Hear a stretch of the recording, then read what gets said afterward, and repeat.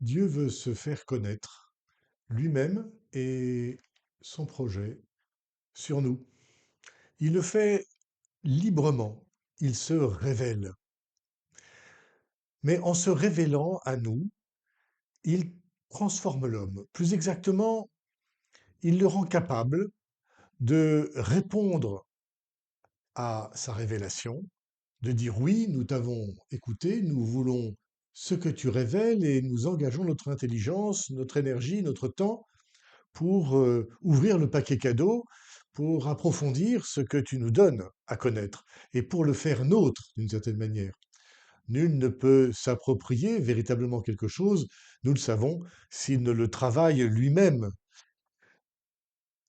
Il le rend donc capable ainsi de répondre à cette révélation, à cette parole, et il nous donne par ce travail de le connaître, de connaître et lui et son projet avec notre intelligence, de pouvoir même l'expliquer et donc aussi le transmettre. Mais plus encore, il nous donne de l'aimer. Il nous donne d'entrer dans une relation d'amour personnel avec lui. Non pas l'aimer comme on aime bien un paysage, une œuvre d'art, non pas l'aimer bien comme nous aimons bien un pays, par exemple, mais un amour personnel. Je t'aime, je sais que tu m'aimes. Voilà. Alors, cela évidemment va transformer la nature même de cette révélation, de cette connaissance. Cette connaissance, ce n'est pas seulement de l'information sur Dieu et sur son projet, cette connaissance, c'est une union avec Dieu. Tu vis en moi et moi en toi. Pour arriver à cela, il y a tout un chemin. Nous pourrions dire autrement une pédagogie, gogé. En grec, le chemin, péda pour les enfants, nous sommes enfants dans la connaissance de Dieu et nous avons à devenir par ce chemin adultes dans la connaissance de Dieu, c'est-à-dire que nous allons y engager toujours davantage et notre intelligence et notre liberté. Nous allons toujours davantage dire oui, nous voulons entrer dans cette connaissance intime avec toi, nous laisser aimer par toi et t'aimer de tout notre cœur, de toutes nos forces, de toute notre intelligence, comme nous lit le Deutéronome au chapitre 4, verset 6. Cette pédagogie va avoir des étapes qui vont être jalonnées par des paroles et des actions, des étapes qui vont se déployer dans l'histoire humaine. De même que Dieu a créé le monde par étapes, depuis 13,6 milliards d'années, ont découvert nos amis scientifiques, eh bien, Dieu va se révéler aussi par étapes successives. Nous en avons besoin. Nous sommes constitués ainsi. L'homme n'est jamais homme d'un coup, il est toujours homme par étapes successives.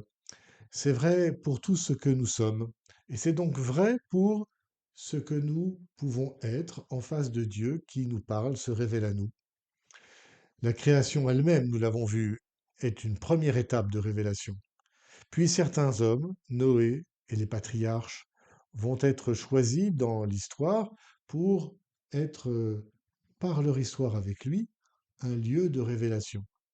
Nous comprenons comment Noé agit avec Dieu, Dieu avec Noé, et du coup, nous découvrons par cette histoire comment Dieu nous regarde et agit avec nous, et nous pouvons agir avec lui.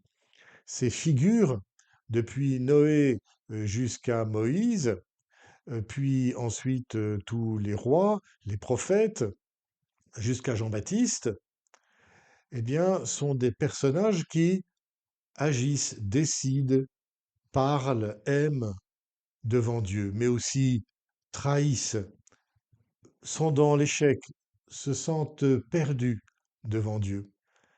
Ils sont d'une certaine manière nos champions.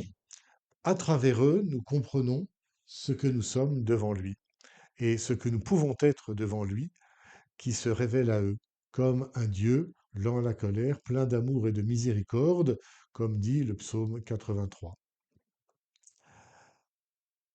Le dernier est le plus grand, celui qui va pleinement révéler ce projet de Dieu, et Dieu lui-même, c'est le Christ. Rien ne pourra dépasser cette révélation. Tout est dit en lui. Aucune révélation privée ne pourra rajouter quoi que ce soit au Christ.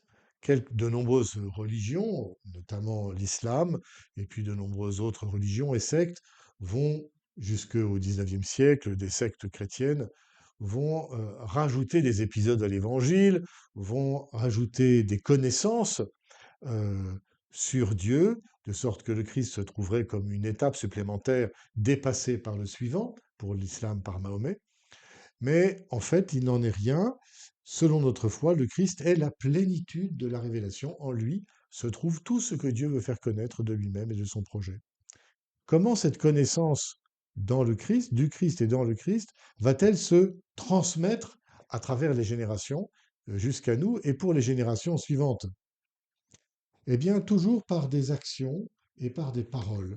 Le Christ lui-même enseigne, parle dans sa vie et il agit. Et nous en apprenons autant sur lui-même par ses paroles que par la manière dont il agit devant les femmes, devant les enfants, devant des personnes handicapées, devant ses apôtres, devant quelqu'un qui est mort, mais aussi devant Dieu, son Père, devant les animaux, la création.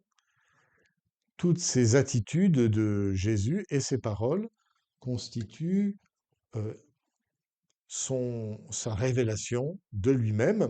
Et le sommet de cette révélation, c'est sa mort et sa résurrection, le mystère pascal.